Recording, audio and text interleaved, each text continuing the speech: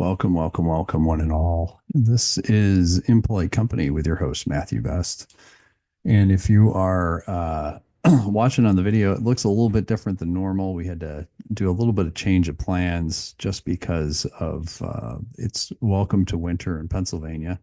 And I'm looking out the window and it is nice and snowy. Got a couple of inches so far, but didn't want to risk being out there. So anyway, did a little different of the setup. That's why I don't have the flag behind me. If you're on the podcast, you don't notice anything different. Anyway, so let me do a brief intro here, and then we'll get started in as usual. Again, welcome to Impolite Company on the WGCPR .live network. There's lots of great shows. You should check them out on www.gcpr.live. And on this show, it's where we defy the old adage of diving headfirst into religion and politics. You know the old saying, you're not supposed to talk about religion and politics in polite company. Well, this is what we talk about. So clearly we must be impolite. And I'm your host, Matthew Best, here to walk with you in honest dialogue and showcase the power of seeing the humanity of people with different perspectives.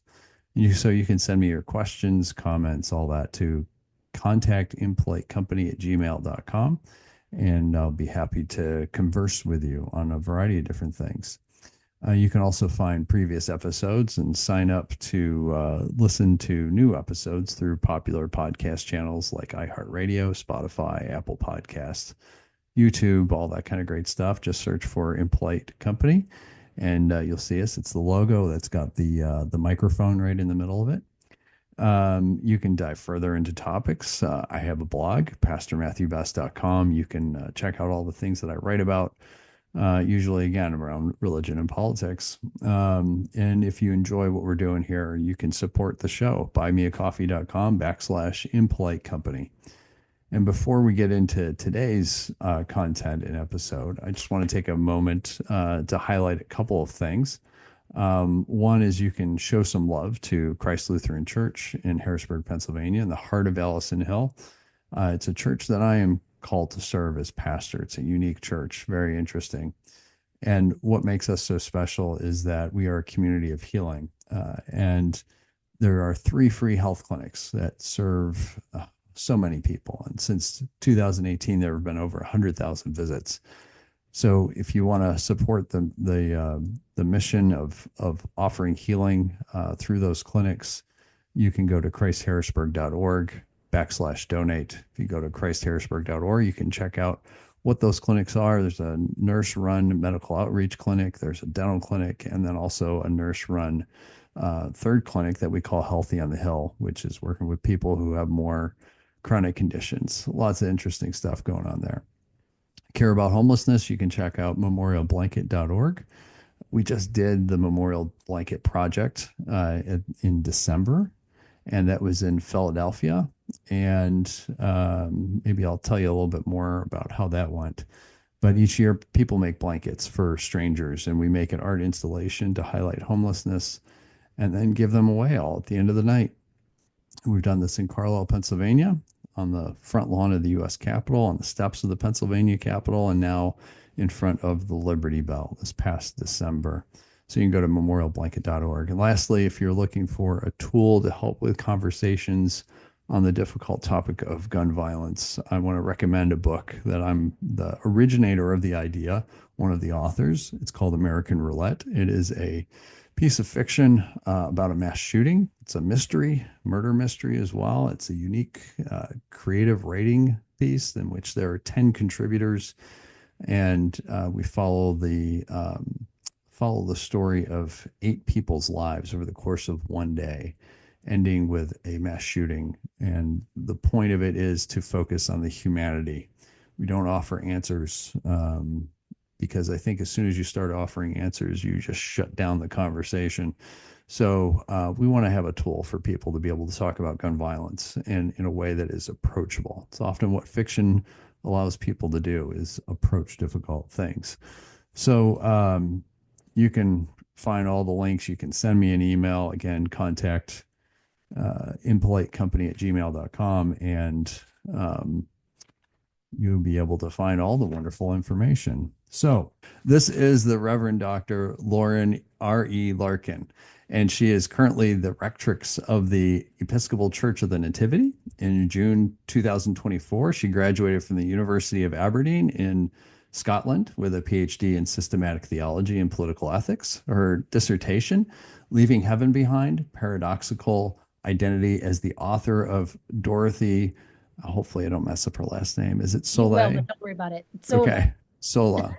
Theology of Political Resistance focuses on cultivating and demonstrating that socio-political resistance on behalf of the Christian believer's neighbor is definitely a part of good Christian practice in the world to the glory of God. She reads and writes on Dorothee Solle and Martin Luther, and truly enjoys teaching wherever she gets a chance. And she also believes that our encounter with God in the event of faith is one that makes us advocates for the neighbor in the world, as Christ was an advocate during his time on behalf of those who were marginalized and oppressed. Thanks so much for being here, Lauren. Appreciate you coming.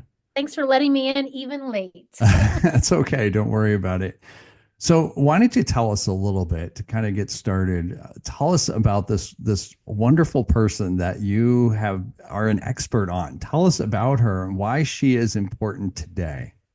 She's important today because so much of her corpus, her work, was ahead of its time. And it resonated deeply. The stuff that she wrote from about the mid to late 60s unto the late 90s. I'm trying to use the German dates for her work because I think her last published text that she published while she was still alive was actually published in 97 in Okay. German.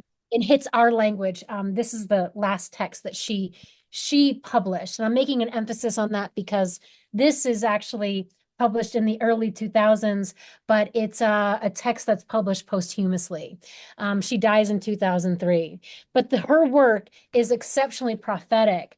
And in fact, one of her biographers, um, I'm pulling out, I'm just doing a show and tell, Sure. Die Prophet calls her the prophet.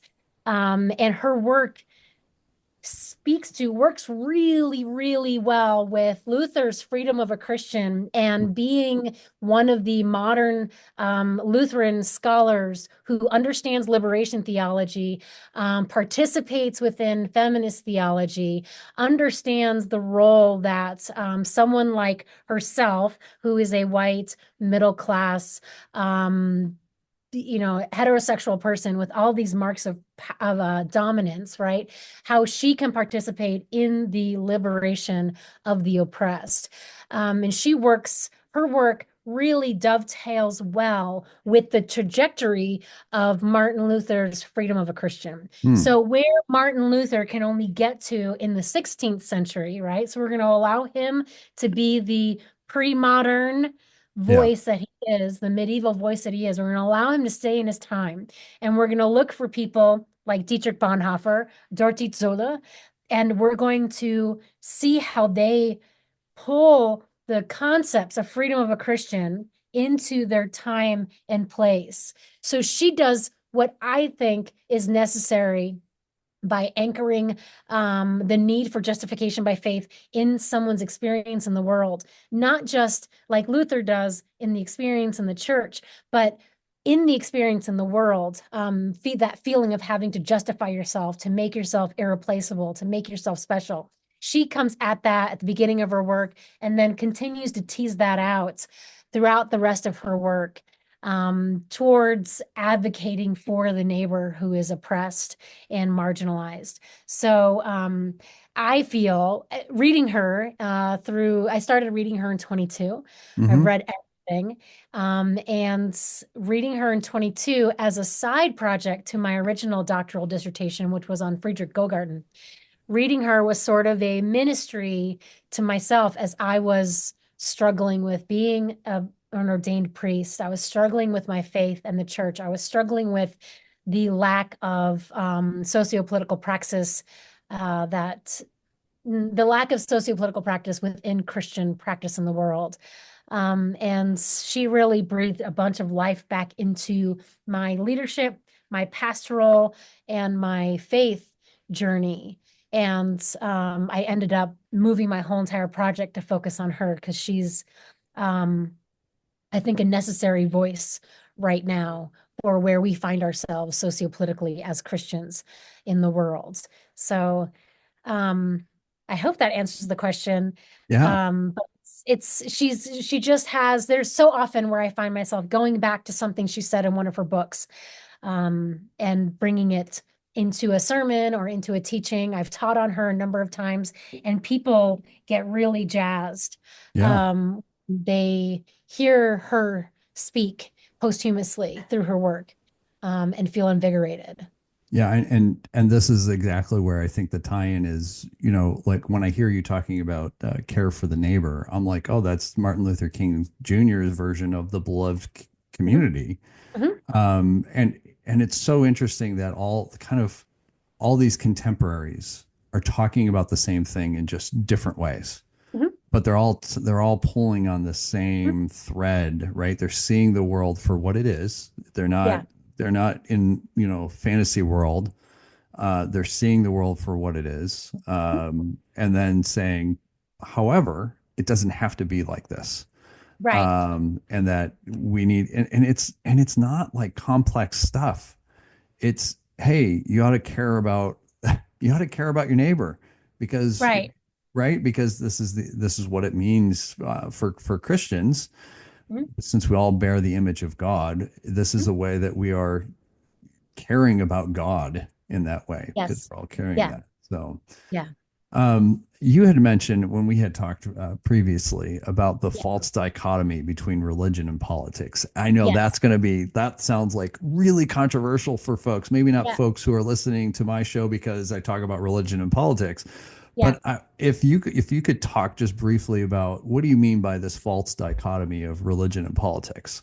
Right. It's a false binary, just like the separation of the soul and the body is a false binary, right? And it's used oftentimes this language is used by the dominant, powerful group to Right, keep those who would otherwise resist in line, right? So you say it's Christ came to save you from your sins so you don't go to hell. That has nothing to do with you advocating for your rights. Like this weird separation, really tearing apart the spiritual realm and the temporal realm. It's a bad reading of Luther ultimately, because Luther yeah, is the one that comes up with the two kingdoms, right, right? But his understanding of the two kingdoms is he does a brilliant job in talking about the two different realms, but always you have to always keep in mind that God is over both, right, so they ultimately both are to serve God's glory. The Christian for Luther becomes the epicenter of both the temporal and the spiritual realms. The right, one who believes is the one who can see clearly and name rightly what's yep, going on in the world. So I can, as a Christian, call a thing what it is. So this is a big tenet of theology of the cross, right? yep, Being a theologian of the cross means that I am honest, not only about the state of affairs of the world or sinfulness, but specifically about myself. And that's right, where um, the idea of sociopolitical action as a proper aspect of Christian praxis in the world is necessary because I, as a Christian, must first be resisting myself and the narratives that I have swallowed hook, line, and sinker, and the mm, myths that I have been sold and simultaneously believe. I need to resist myself. I need to go through that confession and absolution. I need to be destroyed by the law, right? Realizing my complicity as well as my captivity to this narrative, to this worldview, to this kingdom of humanity, and then simultaneously confess that I have been so complicit and captive, and then find myself in the grip of grace coming into that new life that's given to us in Christ. Then I can start participating in the world as a substantiated human being who, to quote Paul Lehman, is oriented towards God's mission in the world, which is to keep human life human. Right. yep, And then from there, I can start calling things out. That to me sounds really political, right. right? Oh, it is, It, like absolutely. if I am going to be, so Luther makes it really, really clear that it is the Christian, specifically in Freedom of a Christian, it is the Christian, and he goes as far as to say to be as a Christ, to Hmm. actually bear the sin of the neighbor, like to actually not to be the one that, saves them from their sins, but to what he says is to bear to be as a Christ to the neighbor. Meaning if I have plenty, then the neighbor has not. I should share my plenty with the neighbor. That's a political action, right? Yep. Sometimes we get stuck in the idea that politics is only the discussion about who belongs to what party. Is Right. God a Democrat or is God a Republican? Right. Now that is Right. not politics. Right. That's an aspect of politics. But the Christian who worships in the spiritual realm and lives in the temporal realm is the absolute confluence of the temporal and spiritual realm, meaning that the Christian walks on a public sidewalk. How you navigate that sidewalk is a political action, Yep. right? Hopefully, your Christian faith is influencing you to move aside when someone is Right. walking by, right? To leave room for them and not causing you to just barrel straight through them. So we really have to begin to maybe understand more of the nuances of the oft quoted separation of church and state. Right. Well, what does that mean? Right? Does that mean that my spiritual existence is only truncated to an hour on Sundays? Or does it have a broader implication as I'm navigating being, for me, I am a mom of 3 kids. I am a pastor of a church, and I participate in socio-political groups here locally in Grand Junction, right? Hopefully, my faith is influencing me. My prayer life is influencing me. My Sunday worship is influencing me. My participation at the table is influencing me to go into the world and participate in the world that makes my neighbor's life better. Right. Either that's personal, like I'm donating stuff, or maybe it's on a bigger scale, more local. I'm participating in marches. Maybe it's national. I'm voting. I'm soliciting my senators and my congresspeople. So it's a really it's language that's been used to tear people apart from each other, just like the separation of mind and body, Right. um, Well, has been used to control people. and I have found that well, a few things. One is that people have this misunderstanding of what politics and partisanship are.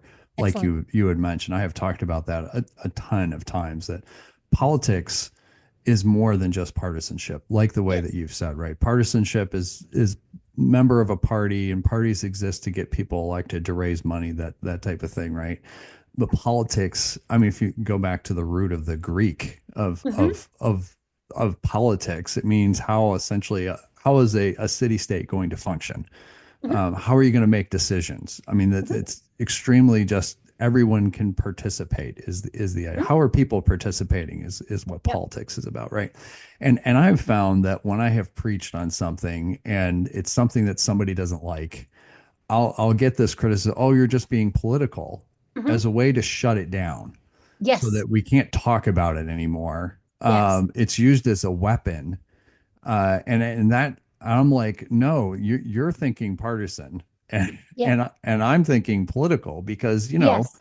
and you know this very well. Like everything about Jesus, go from his birth to his death, there are titles. They are Yeah. political titles The political title. associated that Yep. the scripture writers used on purpose and that Yes. Pilate used on purpose Yes. to name Jesus. And there's a political element Yeah. of this, right? And it's all through Yeah. the Old Testament. It's Yep. all sorts of stuff in there.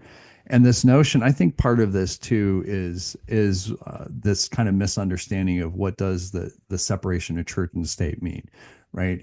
To me, when I read this, it's the idea that the institution will not dictate what Yeah. the laws of the land are. And I don't know if Yes. you saw this. There was a speaker, I reposted it, who was an African American gentleman. I don't know who he was, but I was captivated by what he was talking about. He said, "Here's my problem with Christian nationalism: is which version of Christianity are you talking about?" Yeah. Yes, Uh, exactly. and then he went through this whole Yeah. litany Hmm. of are you talking about Bull Connor, who would teach Sunday school and then go out and do what he was doing? Are you talking about the slaveholders? Are you talking about X, Y, and Z all the way down through? And I'm like, yeah, that's a perfect. Why is no one complaining about the politics of that? Right, right. Yeah. Yeah, Uh, right.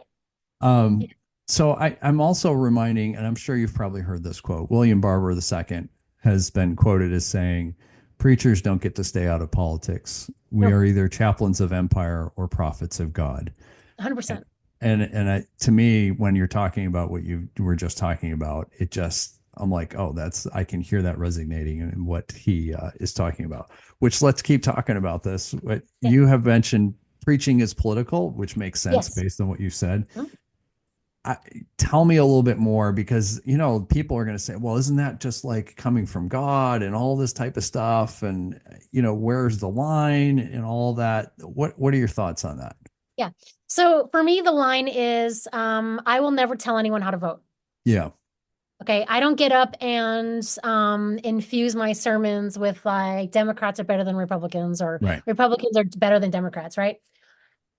It's more about when you preach exegetically and you're going through systematically, going through the narrative that you are deciding to preach on. So I don't, with our lectionary, I don't ever try to, I used to try to preach on all three Yeah. major texts. It just became too hard and too Right. confusing, too long. So I usually just focus on one text and I'll just dive in deep to that text and I'll explain the historical critical Right. aspects. I'll explain the socio-political aspects of the time and how this like we this morning was the Jesus turning water into wine, which isn't really a political text at all. It's actually a very human text. It's about, John's understanding of Jesus being the son of humanity and the son of Right. God and Right. God doing this like secret thing that the only the reader knows about, Right. right? The actual audience doesn't know anything about. And I drew it into the idea that we are those empty water pots Mm. and that we need to be filled to go out into the world to bring joy and celebration to the neighbor, which Yeah. can mean like participating in God's revolution of the divine mission of love, life, and liberation, right? It's not a political text, but the implication itself is political. But I didn't tell anyone how to do that, Right. right? So preaching is political, but I need to add something in when I say that it's political. Um, when, okay, when I preach as a woman, Mm-hmm. this is the thing that drives me crazy about people who say preaching isn't political. When Uh-huh. I put on my robe and stole, guess what? Oh yeah. It's political. Why? Because my body is being called into question, Yep. right? I am doing something radical. When um, a trans Black woman Yep. celebrates communion, it is political. The only time it's not is if you are a part of the group where the body has never been under examination and Right. told what you can and can't do. It's the only time you can separate those two things as long as your body has never been separated from your mind. Right. I have been refused access to the table and be told it's not personal, Lauren. Oh You're gosh. just a woman, Oof. right? Ouch. Like it's Yeah. theological, it's not personal. And I'm like, well, no, it is Th- logically personal at this point. yeah. Right?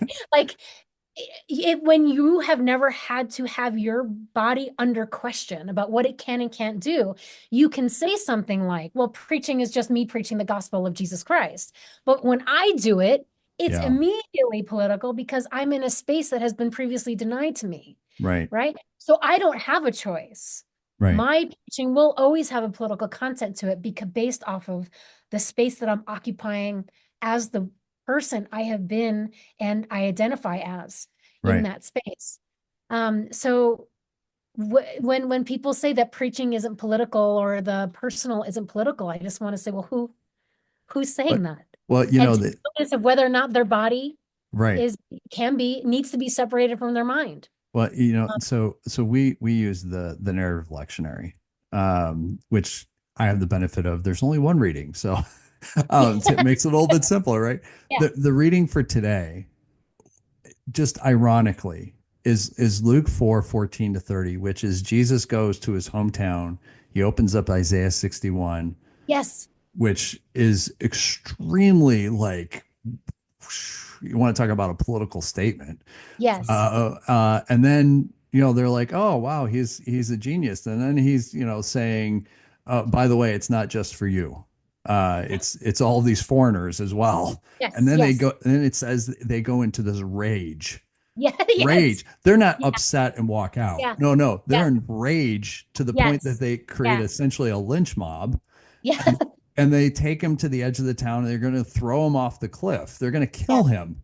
They're going Yes. to kill him, right? Yes. So I'm like, if that's not political, I don't know what is. Yes. Yeah. And the irony of that reading being, the calendar is just kind of, the calendar is what it is. The narrative doesn't worry about the calendar and all of that. But that reading being the day before MLK Day and his Yes. history and Yes. inauguration, and I'm like, wow, we talked about that, and Yes. I'm in a setting that is, obviously white straight guy, um, pretty run of the mill, in a setting that is very diverse, Yeah. which is economically diverse, racially diverse, sexuality diverse, all sorts of different ways. And so there's a lot of folks who just have a lot of concern going Yes. into and it's real. And so Mhm. that's what we talked about. And was it political? I think it's political just because, like you're talking about, of the people that are there, Mhm. these are the concerns they have, and the gospel was speaking into that. Yes. And from the quote that Jesus has from Isaiah 61 through, hey, he didn't try to convince them of anything. They Right. were going to do that what they were going to do, and he Yes. walked in the midst of it anyway. Yes. um you know it was just, I just had to share that whole thing because Well, I was I really appreciate that because when it's it's just a modern notion that somehow you can have these clean and neat categories, right, soul, body, when we get into like, for instance, like anytime you're dealing with the letters attributed to Paul or the right. gospel passages, like these, we apply these binaries to the scripture and they're the cultural understanding, at least from what I've read in the commentaries, is that those binaries wouldn't have held. They wouldn't have held for Luther, So, you know? well, let me ask you this question, Yeah. because I think that a lot of this then is this an American thing? Because so I spent a year in Finland during seminary, and what struck me was getting out of the culture, American culture, stepping away from it and being able to look at it from the outside. The biggest thing I noticed was this dichotomy of either or, Yeah. for everything. Mhm. Whereas, like in Finland, that's just not the thing. Yeah. And they have a bigger sense of communal identity and on all of that, right? There's certainly individualism, but it's kind of offset.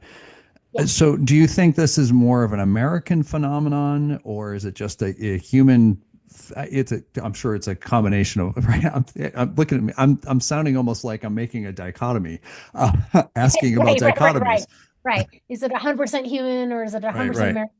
American? Of course, it is always a little bit of both. Human beings Right. are to want to find the path of least resistance. Binaries are easy. Yeah.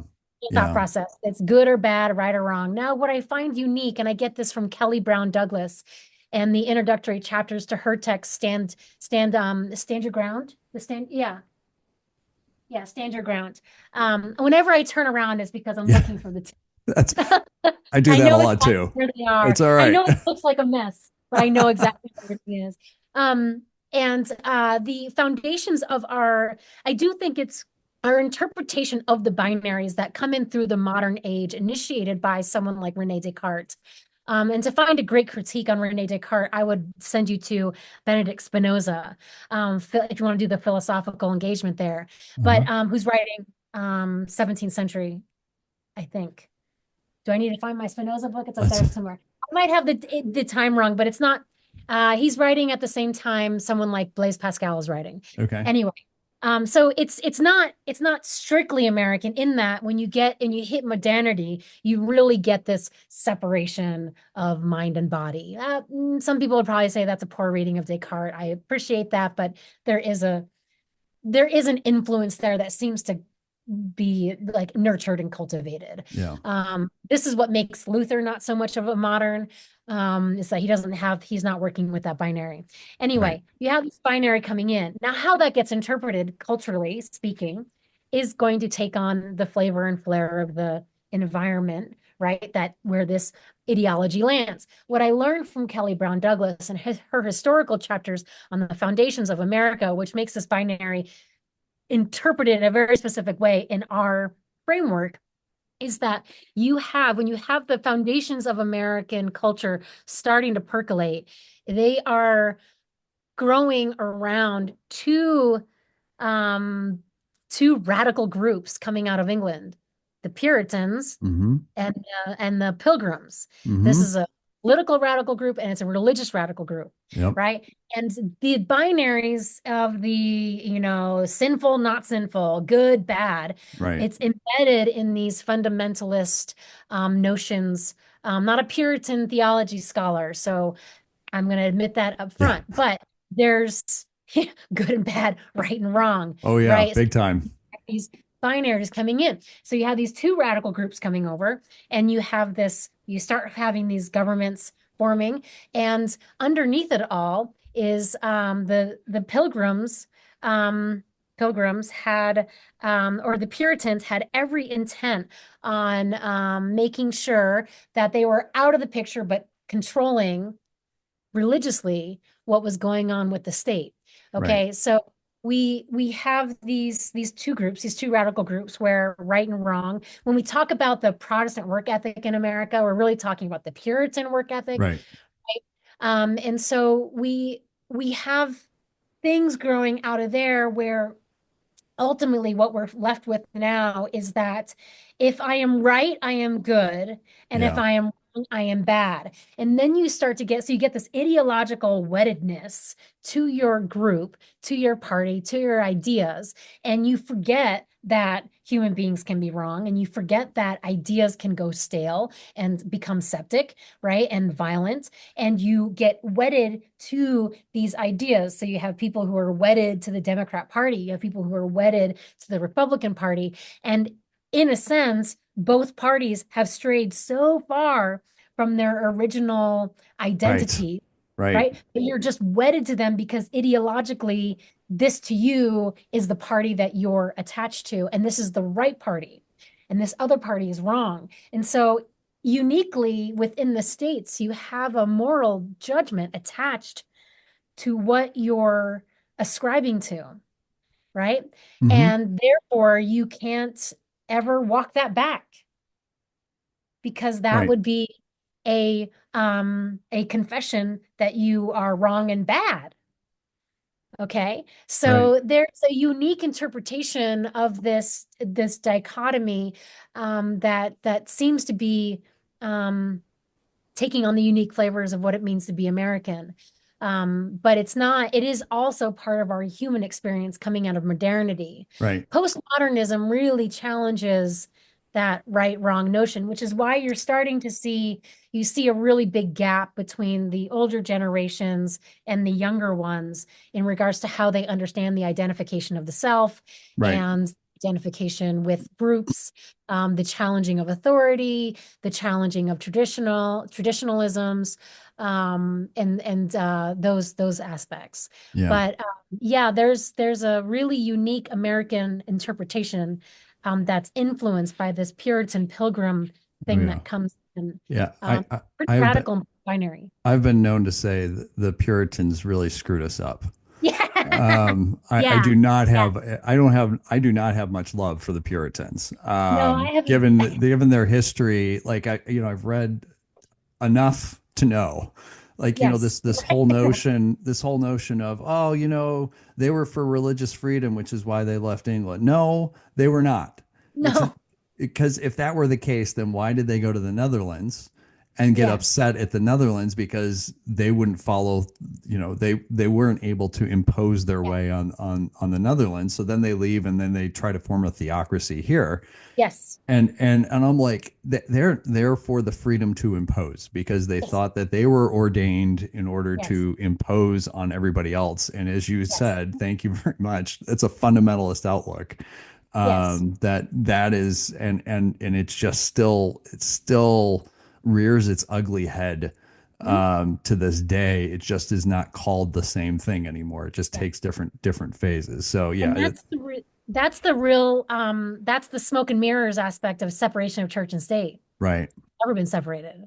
right, They're only right, telling you that so that you don't dare to bring right, your following Jesus out into the socio-political realm because you will flip tables and piss people off, right? right. Like if you actually take the teachings of Jesus seriously as a Christian, you end up being a wild card. I tell people all the time, no politician should ever think that they have all Christians in their back pocket. No Oh yeah, politician or right. be able to dare to say the words, Christians, vote for me and you'll never have to vote again, right? Like Ouch. Yeah, right. should always be the any, and this is the thing that this is Christians should always have their eye towards those who are being oppressed. And Right, in every era and context, that group of people could change. So right. Christians can't hardcore align with one political party because eventually that political party could become the oppressors. Not Christians have to, if, when, yeah, right, really. exactly. I And mean, and and that's when we need to have the our liberation needs to be real yeah, from our ideologies. We need to be able to call a thing what it is. And if something is dead and gone and it needs to be ditched, we need that liberation, that freedom to leave it behind and find something yes. new, always with an eye towards making sure that our neighbor isn't being oppressed. This is the idea of this confusion of identity, Yeah. right? And you've been talking about this where people they assume that, oh, to be Christian means to be either a member of one of these political parties, and which is, Yes. I get it from the standpoint, I have a background in politics as well, before being professionally religious. Um, and I have said that religion and politics are the same thing in Mhm. many ways, right? They both have an origin story. They have the myths. They have sacraments of their own way. They have holy writings. They have Yes. holy places. There are priests. There are saints. The whole nine yards, right? And so it's really easy for people to latch on to an ideology or a political party because it gives them the sense of identity, Yes. and then it goes to our basis self, Mhm. which is us versus them, right? Yes. Because it's much easier to have an enemy than it is to love your enemy. Yes. Yes. This is the big thing that happens now, and to me, I have seen this kind of as the fights between the denominations have decreased. Mhm. People, it seems, have kind of shifted their identity from, oh, I'm a Lutheran, I'm an Episcopalian, I'm a this and that and the other thing, to now I'm a Republican or a Yes. Democrat. Yeah, that's a good insight. And it's been this kind of Mhm. crossover type of thing now that seems to be the primary form of identity. Whereas not that long ago, that would have been seen as kind of ridiculous. Ezra Klein writes about this in the book that he wrote not that long ago on what is it? Why we're divided, I think, is what he had talked about this of, we did not have this kind of toxic partisanship. It used to be that the parties were much closer, and whatever people voted, they voted. Um, so I wanted to, and you're still good on time then, because I stopped the live recording, so we're doing the so for the podcast, for people who are going to listen to the podcast, they'll continue to hear what we're talking about. But I wanted to, because we mentioned a little bit about Project 2025 when we Yes. were talking originally. We could spend days. There it is. Good. If you can't see it on the screen, it's thick. It is extremely thick, and I know you have been reading it. Yes. God love you for Yeah. for reading that. I'm 50 pages from the end. Oh wow! So instead of hitting like individual things in Sure. there, because that would, I think, just be very depressing. Yeah. Um, what can you share with folks as far as what maybe it's like what is the thinking process, Oh. or what is the kind of the theme and the process that's going on, so that when people hear about different things that come out, people go, oh, this, okay, this makes sense, this is how this kind of relates to the other stuff that's going on.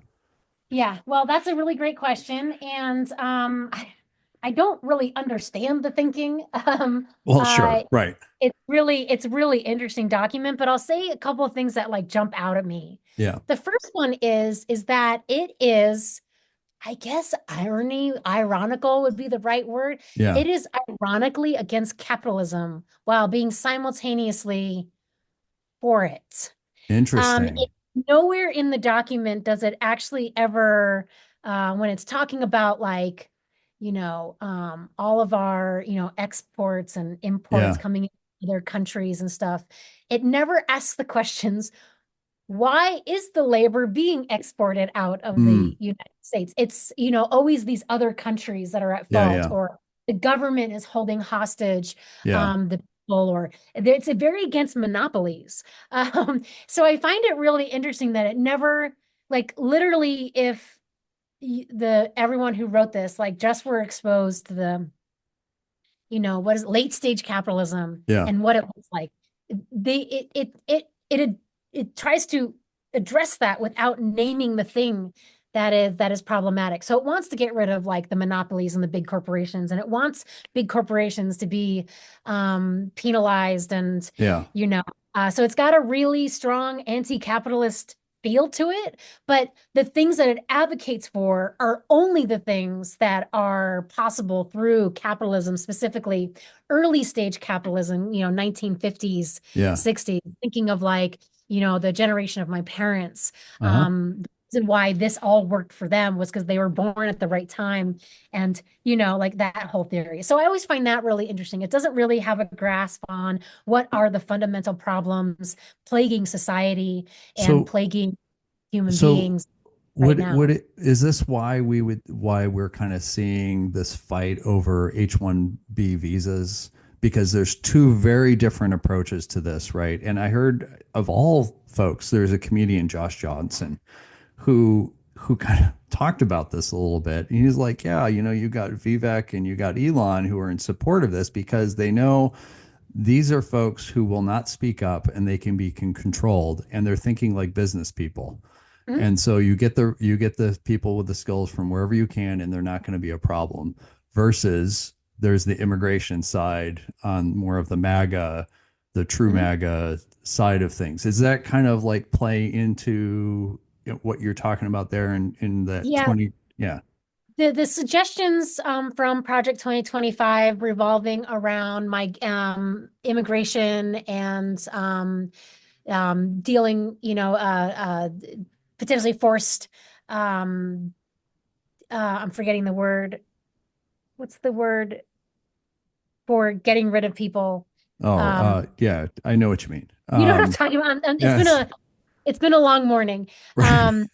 I have it somewhere. But the removal of the migrant Yeah. community, right, Right. of people who aren't natural born citizens. This document is 100% about getting back to the American workforce. Oh, So it's yeah. in The support of, mythology of a white yes. America. And yes, Right. exactly, exactly. And so it is all about making sure that only, you know, American citizens have all the jobs.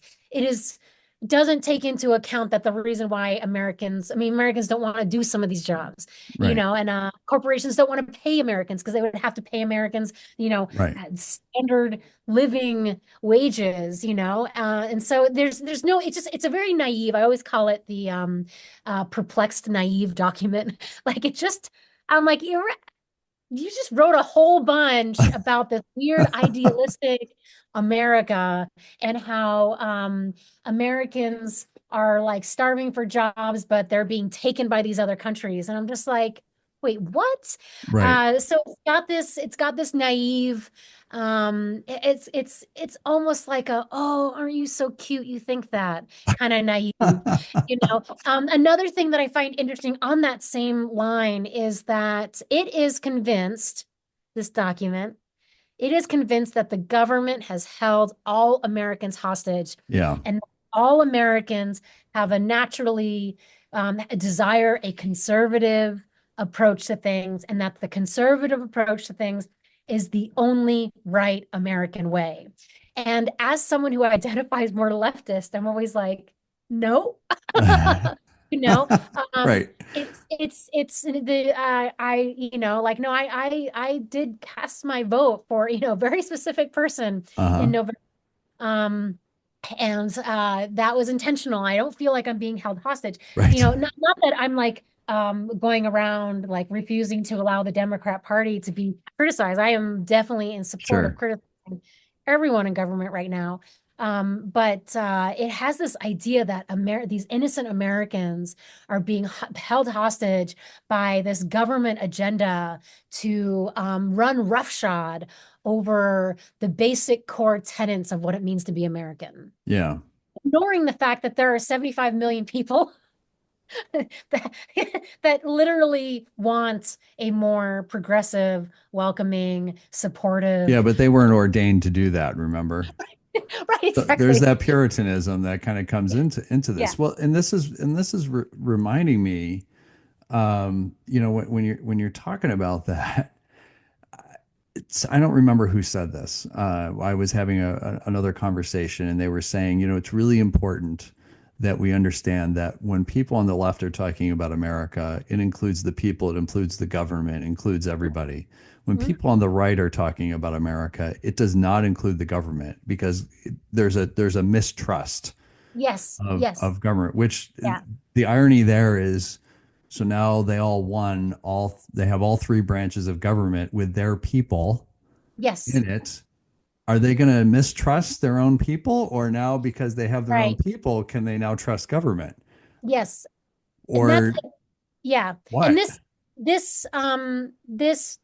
this is where also the document comes across very confused, is that it advocates for um, uh, the American people need to be able to think on their own and make their own choices.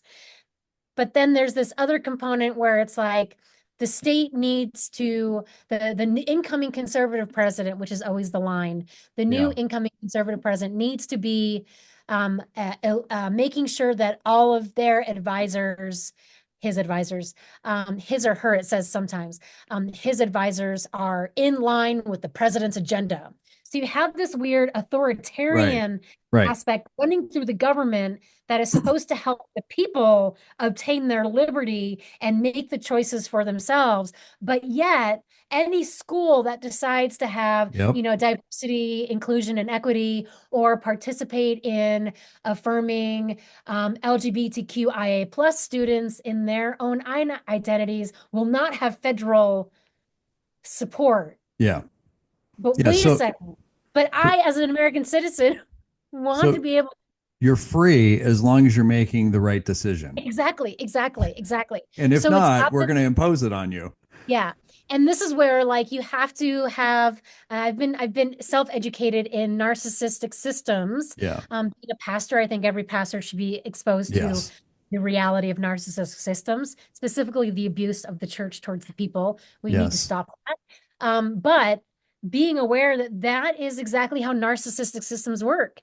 Right. They create this weird confusion. Like, I'm a bit of a student of the Weimar period and the rise of the Mm-hmm. NSDAP. Mm-hmm. And the confusion of, I almost said Luther, but the confusion of Hitler's 25 and the NSDAP's 25 points. Mm-hmm. This document contradicts itself, you know, as the points did.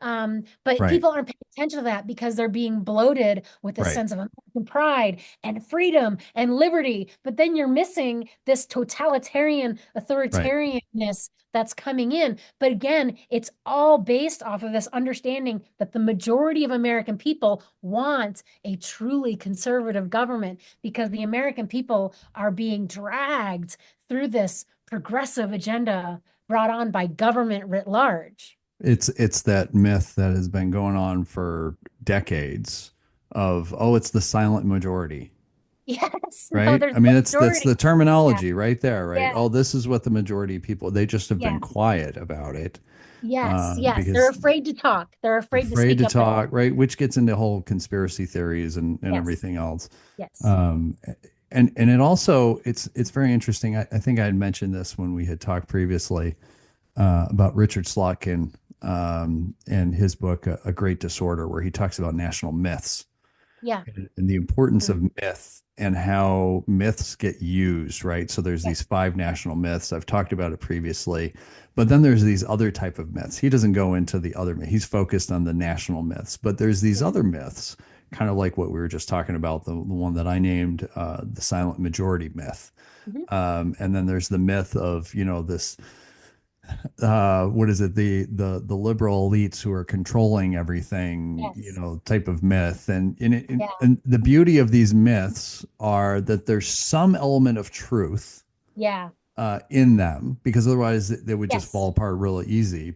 But yes, then it's kind of like what you were talking about with the Project 2025 document. You get so far and it's like, how does this how does this fit together? Like, I'm confused by all this. I remember, John Stewart talking about, he's Jewish, and he would say, oh yeah, the Jews supposedly control all of the message and everything else. How's yeah, that working out?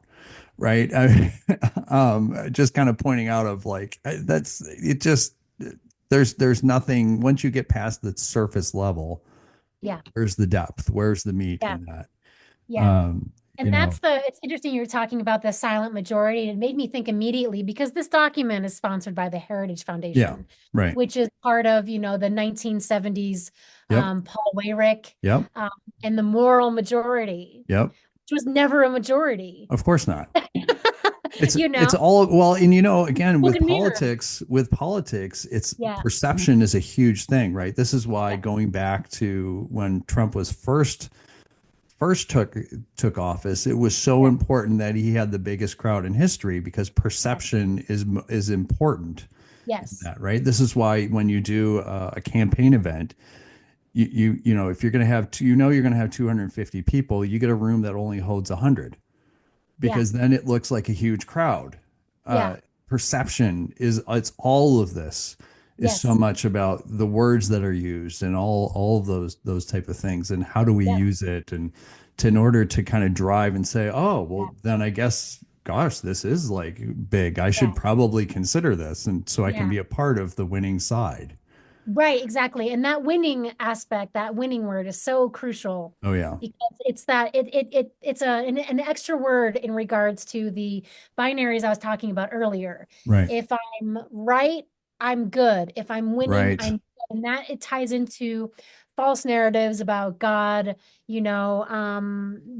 blessing the American dream, God blessing manifest destiny, God right, blessing this new city on a hill, tying that divine purpose, that divine inspiration, that divine desire and will to someone's political agenda. This happens in the, Third Reich with Hitler.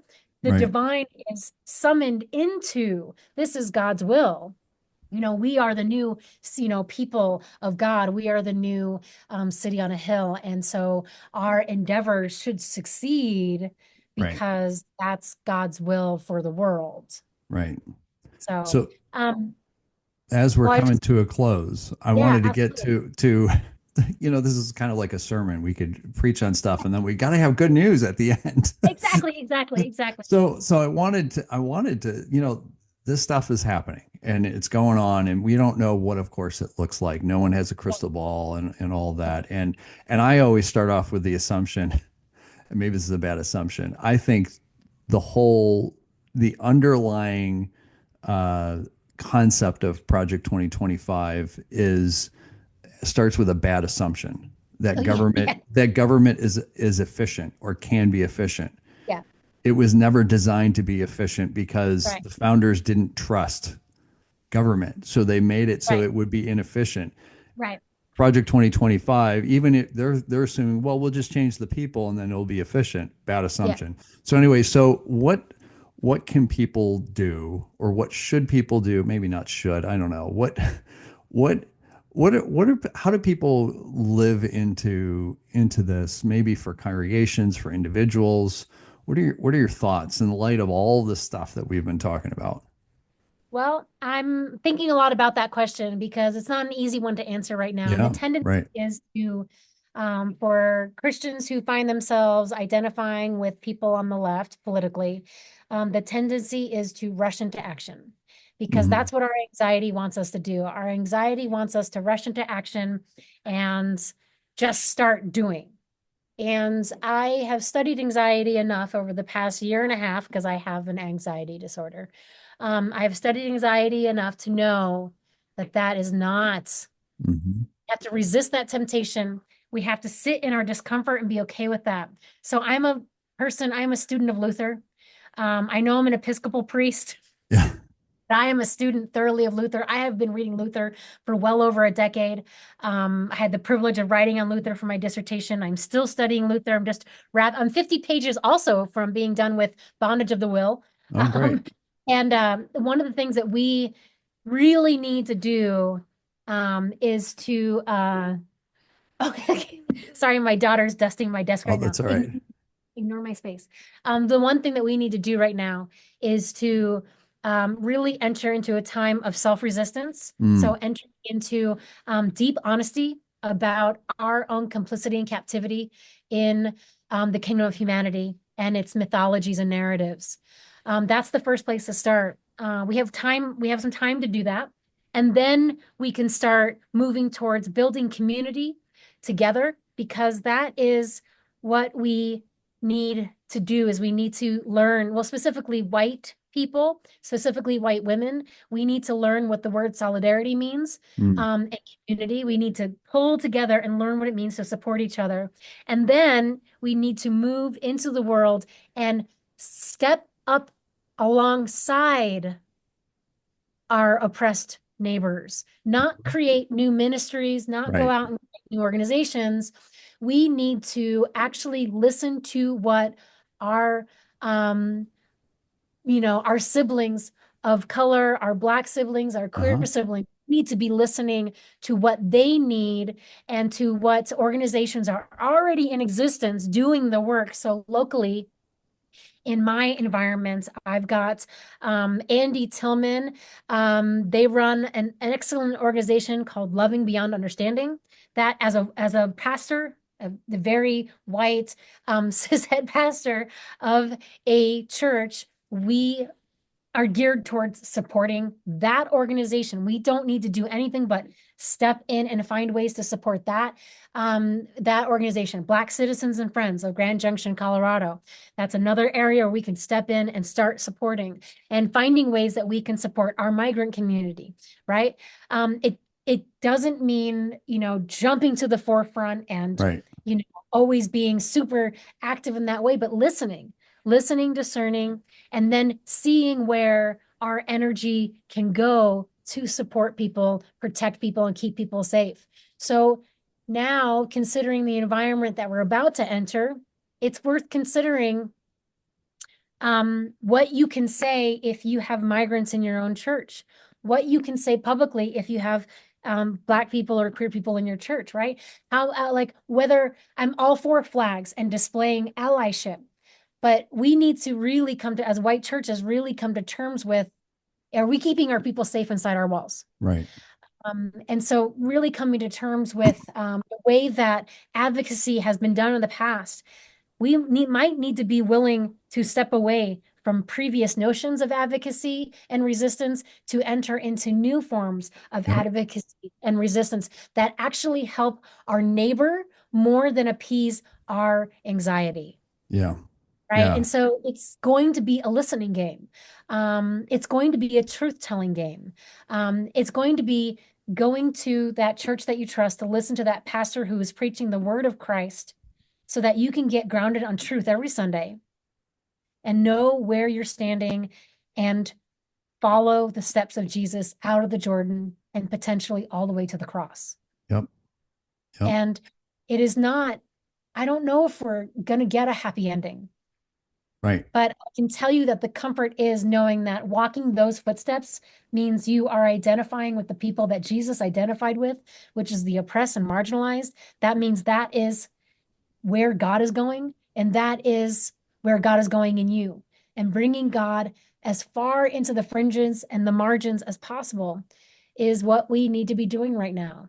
And doing it in a way that, to go back to Luther, works well with our conscience, our spirit inspired conscience in the world to the well being of our neighbor, not just the survival, but the well being of our neighbor, which is also to the glory of God. Right. So I don't know if I have a good word, but I do No, have a word that is based on Christ. I think I think that's a very good word, because it is, this timelessness in Mhm. this, and what you were describing. The ELCA has this beautiful term called accompaniment, Yeah. and not that the ELCA is always 100% really good at this, right? It's whitest Right. denomination in North America. But there's the idea is there, the aspiration of it. So anyway, so thank you so much Yeah. for coming on and for this conversation. I'm sure there's probably a million things we could have talked about, but Yeah. as it always works I out. did But waste 30 minutes, so I'm that's sorry. that's all right. We extended it on. We got the full amount. So the podcast episode will be the full hour, and it'll turn out great. So I just want to thank you again, Lauren, for coming on, for sharing your insight, your wisdom, and I think there is good news in that message. So thank you very much.